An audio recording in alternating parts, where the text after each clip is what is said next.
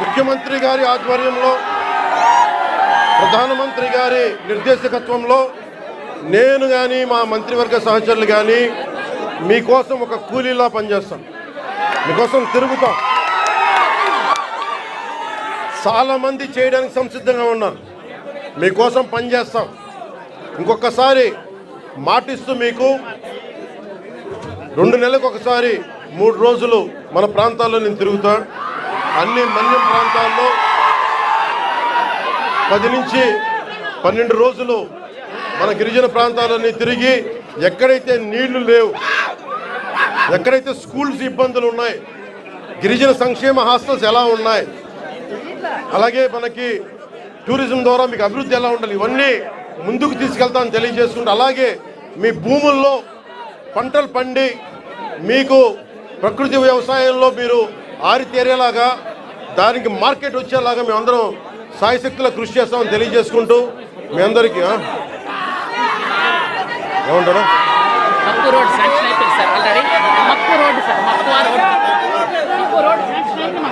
ఇవన్నీ మీరు దారి పొడవుతో నాకు మీరు అందరూ రకరకాల వినతులు ఇచ్చారు, వినతి పత్రాలు ఇచ్చారు.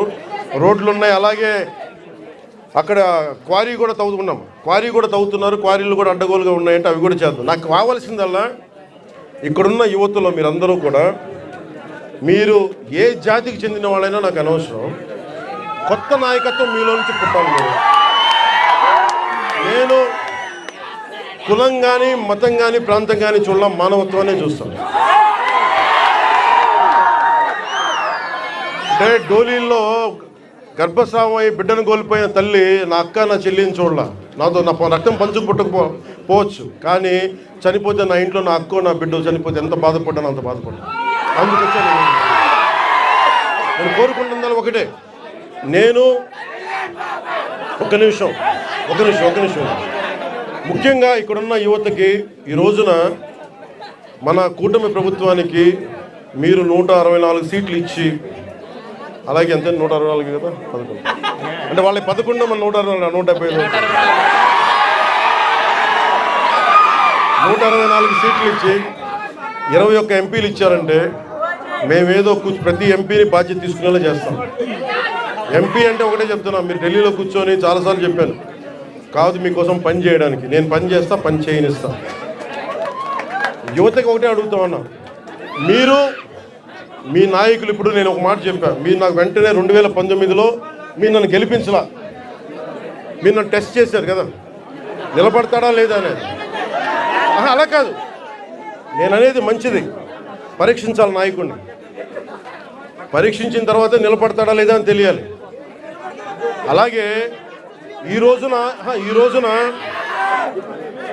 ఇప్పుడు రోడ్లు ఇందాక దారిలో వస్తుంటే రోడ్లు వేయిస్తున్నాం, బీటీ రోడ్లు వేయిస్తున్నాం, సీసీ రోడ్లు వేయిస్తున్నాం. అవి క్వాలిటీ రోడ్లు ఉన్నాయా లేదా అనేది ప్రమాణాలు ఉన్నాయి, అది మీరు కూడా చెక్ చేయాలి. మీరు క్వాలిటీ లేదు, ఎందుకు క్వాలిటీ లేదు, మీకు సంక్షేమ హాస్టల్స్లో ఇబ్బందులు ఉన్నాయి, మాట్లాడండి.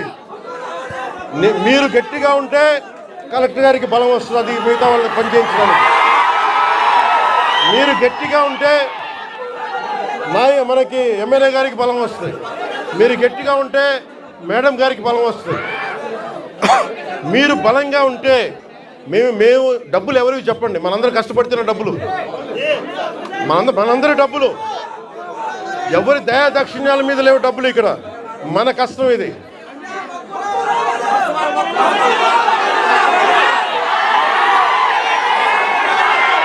ఎందుకని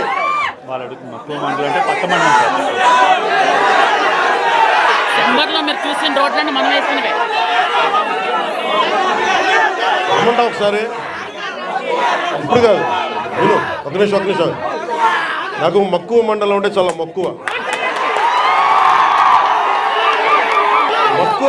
మక్కువ మండలం కాదు, అన్ని మండలాలు తిరుగుతాడు. ఒక్క రోజులో అన్ని సాధ్యం కాదు కాబట్టి మీరు నాకు వదలండి. ఆ రోజు మా జయకృష్ణ గారి కోసం వచ్చినప్పుడు మొత్తం వచ్చారు కదా, నేను మర్చిపోతాను ఆ రోజున అన్నీ. కాకపోతే నా కోరిక ఒకటే ఏంటంటే నన్ను పని చేసుకునేవాడు. మీరు నా మీద పడిపోతే రోడ్డు వేసారని ఇందాక అడుగుతా ఉన్నా, రోడ్డు వేద్దామంటే కనిపించలేరు. మీ అందరికి దండం పెడతాను బాబు, నాకు రోడ్డు చూడండి ఇవ్వండి అని. ఓజీ ఓజీ ఓజీ అని